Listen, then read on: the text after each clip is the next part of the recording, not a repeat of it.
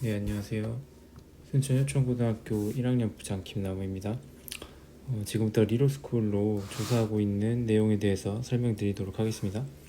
먼저 리로스쿨 화면을 보고 계신데요. 네, 순천여천고등학교 검색하셔서 리로스쿨 들어오시고 로그인 하시면 해당 화면을 보실 수 있습니다. 혹시라도 리로스쿨 아이디가 없는 경우에는 혹은 로그인이 잘 안 되는 경우에는 학교로 연락 주시면 감사하겠습니다. 그래서 이제 상단 메뉴를 클릭하시고 터치하시고 설문조사용 게시판에 들어오셔서 1학년 대상으로 두 가지 조사가 이루어지는 것을 보실 수 있습니다. 선택 과목 조사와 이제 개인 자료 조사가 이제 진행되고 있는데 선택 과목 조사 먼저 보겠습니다. 먼저 조사 유의사항 먼저 말씀드리겠습니다. 이 선택 과목이 반편성 자료로 활용됩니다. 그래서 교과 선택 후에 변경이 어려우니 신중하게 선택하기 바랍니다. 이 선택 과목은 기술과정, 정보, 일본어, 중국어 4개 과목을 선택하게 되고요. 이게 2학기 과목까지 선택하니까 신중하게 선택하기 바랍니다. 그래서 1학기에 1개 과목, 2학기에 1개 과목 해서 총 2개 과목을 선택하게 되겠습니다. 1학기, 2학기 동일 교과는 선택할 수 없습니다. 그래서 이 4개 과목 중에 이렇게 2개를 선택하는 거고요. 이 4개 과목이 모두 상대평가로 진행이 됩니다. 그래서 성적에 따라서 1에서 5등급이 학교 생활기록부에 표기됩니다. 그리고 이 선택 과목 4 과목은 1학년 때만 선택하여 수강할 수 있습니다. 기술과정, 정보, 일본어, 중국어 과목은 이제 2학년과 3학년 때는 수강할 수 없다는 점. 그래서 지금 3개년 교육과정 편성표가 나와 있습니다. 여기 1학년 때만 지금 선택한 과목들이 있는 것을 볼 수 있습니다.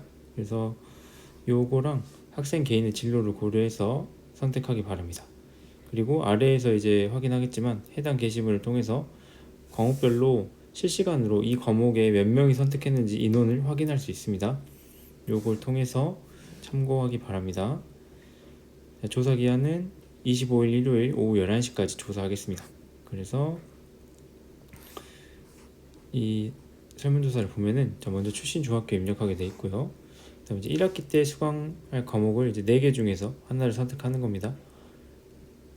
이게 뭐 몇 명까지만 선착순으로 들을 수 있다 이런 개념이 아니고 그냥 선택해서 듣는 거예요. 그래서 이제 여기 기술 과정에 10명 되어 있는 건 10명이 지금까지 기술 과정을 1학기 수강 과목으로 선택했다는 그런 내용입니다. 그래서 참고해서 본인이 1학기 때, 2학기 때 어떤 과목을 수강할지 선택하기 바랍니다. 여기 유의사항 아래에 나와 있는 것처럼 1학기, 2학기 선택 과목은 동일 교과를 선택할 수 없습니다. 각각 다른 과목을 선택하셔야 돼요. 그리고 선택 과목은 조사 후에 변경이 어렵습니다. 2학기 선택 과목도 변경이 어렵기 때문에 신중하게 선택하기 바랍니다. 다음으로는 신입생 개인 자료 조사입니다. 이것도 마찬가지로 제출 기한은 25일 일요일 오후 11시까지입니다. 그리고 먼저 딱 들어가면은 먼저 이 보이는 표가 이제 통학버스 표입니다. 통학버스가 이제 1호차부터 6호차까지 있고 각각 운행 코스가 이렇게 돼 있는데요. 요거를 참고하셔서 작성하시면 되겠습니다. 이게 통학버스를 탈 경우에요. 그래서 다시 이제 1번부터 쭉 보면 출신 중학교 학생 전화번호 쭉 입력해 주시면 되고 3번의 학생 한문 이름은 명찰에 필요합니다. 우리가 이제 명찰을 신청하게 될 텐데 학생 한문 이름이 필요하기 때문에 한문을 정확히 적어주시고 한글 이름일 경우에는 한글 이름이라고 표시해 주세요. 주소는 동호까지 구체적으로 입력해 주시고 학생이 실제 거주하는 곳 선택해 주시고 이제 보호자 두 분의 전화번호, 성함 이렇게 적게 되어 있는데 이제 보호자 1로 등록된 분께 학교에 주요 연락이 먼저 가게 됩니다. 그래서 이러한 연락을 받기 원하는 분을 보호자 1로 지정해 주세요. 쭉 내려와서 이제 12번은 이제 다자녀 여부를 확인하고 있습니다. 자, 가족관계 증명 기준으로 생각하시면 되겠습니다. 자, 그래서 이제 본인의 형제 자매가 이제 성인이어도 상관없이 포함됩니다. 나이와는 상관없어요. 그리고 본인도 포함한다는 걸 알면 되겠습니다. 그러니까 여기 예시처럼 엄마, 아빠, 오빠 한 명, 언니 한 명, 나면 나를 포함한 형제 자매를 적는 거니까 3명이 되겠죠. 본인을 포함한 인원 선택하겠습니다. 그리고 본교에 재학 중인 형제 자매가 있으면 작성하시면 되겠습니다. 이거 이제 작년도를 기준으로 이제 뭐 자기 형이 작년에 2학년 5반이었다. 그럼 2학년 5반 누구 이렇게 적어주시면 되겠습니다. 그리고 14번 부모님, 어머니 혹은 아버지가 본교를 졸업했을 경우, 효청고를 졸업했을 경우 이제 인적사항까지 쭉 적어주시면 되겠습니다. 뭐 관계, 아버지인지 어머니인지, 그 다음에 성함, 그 다음에 졸업연도 혹은 몇 년도에 졸업했는지 아니면 몇 회 졸업생인지 이거 적으시면 되겠습니다.